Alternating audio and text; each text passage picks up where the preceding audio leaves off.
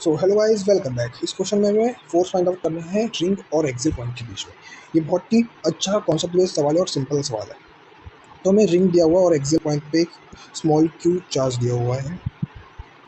हमें जो फोर्स निकालनी है वो रिंग और एक्सिल पॉइंट के बीच में निकालनी है। लेकिन जो हमारे पास फोर्स का फॉर्मूला होता है के Q1 Q2/r² वो दो पॉइंट चार्जेस के बीच में लग सकता है। तो हमें इस क्वेश्चन को करने के लिए रिंग के टॉप सरफेस पे DL लेंथ पे एक DQ पॉइंट चार्ज लैद करना पड़ेगा और बॉटम पे भी DL लेंथ पे DQ चार्ज लैद करना पड़ेगा। पॉइंट चार्जेस हैं दोनों, तो हम हमारा फॉर्मूला लगा सकते हैं। अब ये जो फोर्स एक्सर्ट करेंगे वो कुछ इस तरह करेंगे।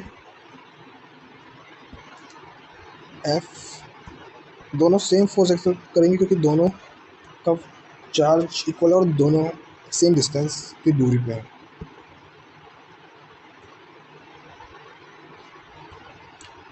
अगर हम इन फोर्सेस को रिजॉल्व करें तो हमारे पास आएगा F साइन थीटा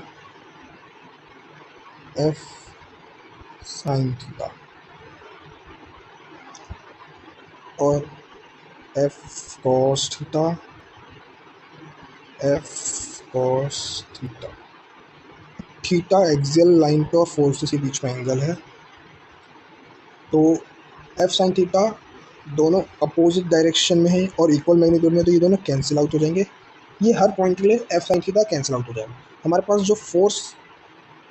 जो मेन फोर्स हमारा दोनों के बीच में होगा वो होगा F cos 2F cos theta. ठीक है, जो DF आएगा वो आएगा 2F cos theta. Small force हम इसमें अगर वैल्यू पुट करें तो F की हो जाएगी KQ DQ। अब इन दो पॉइंट्स के बीच में जो हमारा डिस्टेंस है वो है √r² प्लस x² का। इनके बीच में डिस्टेंस हो गया √r² प्लस x² की पावर स्क्वायर कॉस थीटा। अगर ये थीटा है तो ये भी थीटा होगा, क्योंकि दोनों ट्रायंगल्स सिमेट्रिकल हैं, तो ये भी थीटा होगा। ओके, तो कॉस थीटा की जो वैल्यू आएगी वो आएगी बेस अपॉन हाइपोटेन्यूस से। तो बेस हमारा यहाँ पे है x, हाइपोटेन्यूस हो गई √r² प्लस x²।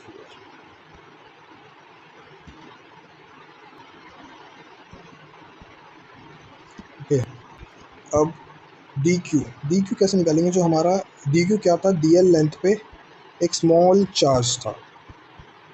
रिंग होती है 2πr लेंथ की, उस पर यूनिफॉर्मली डिस्ट्रीब्यूटेड है Q चार्ज, कैपिटल Q। तो यूनिटरी मेथड से 1 यूनिट पे जो चार्ज आएगा वो आएगा Q/2πr, और DL लेंथ पे जो चार्ज आएगा वो आएगा Q/2πr इंटू DL। ओके, अगर हम यहाँ पे स्मॉल DQ की वैल्यू पुट कर दे तो वो होगा 2K Q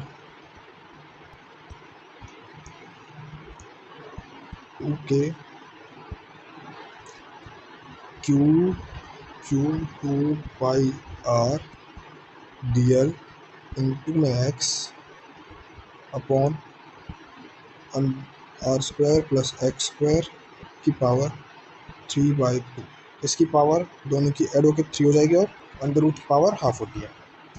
ओके, जो फोर्स आएगा हम उसको इंटीग्रेट करके निकाल सकते हैं। अब इसको फोर्स की वैल्यू आएगी 2K Q 2πr x into r² plus x² 3/2 into integration of DL। अब DL क्या है? DL मतलब हमें किसको इंटीग्रेट करना है? लेंथ ऑफ रिंग को। अब हमने यहाँ पे ध्यान से समझना, हमने दो चार्ज लिए हैं, दोनों चार्ज के हमने फोर्स स्क्वायर करके 2F कॉस थीटा बना लिया है। अगर हम एक चार्ज लेते और इंटीग्रेट करते 0 से 2πr तो हमें पूरा लेंथ कवर करना पड़ता 2πr तक। लेकिन हमने दो चार्ज लिए हैं और दोनों चार्ज के फोर्सेस को ऐड कर लिया है, तो हमें 2πr तक इंटीग्रेट नहीं करना पड़ेगा, हमें सिर्फ पाई आर तक इंटीग्रेट करना पड़ेगा, क्योंकि पाई आर यहाँ से हो जाएगा और पाई आर यहाँ से ये पूरा 2πr रिंग कवर कर लेगा। ओके, तो हमें इंटीग्रेट 0 से पाई आर तक करना है सिर्फ, ना कि 2πr तक। अगर हम चार्ज डी क्यू लेते या फिर हम 2f cos थीटा की जगह f cos थीटा को इंटीग्रेट करते तो हमें फिर 2πr तक इंटीग्रेट करना पड़ता, लेकिन अब हमें सिर्फ पाई आर तक इंटीग्रेट करना पड़ेगा। तो हमारे पास जो फोर्स की वैल्यू आएगी वो आएगी 2k Q x 2πr r square by X square 3/2 upper limit by lower limit से हो जाएगा, तो ये आएगा पाई आर से पाई आर कैंसिल, 2 से 2 कैंसिल। जो फोर्स की वैल्यू आएगी वो आएगी k Q X by R square by X square की पावर 3/2। हमें यही निकालना था कि रिंग और एक्सियल पॉइंट के बीच में क्या फोर्स की वैल्यू आएगी। उसकी वैल्यू आ गई है k Q X by R square plus X square की पावर 3/2।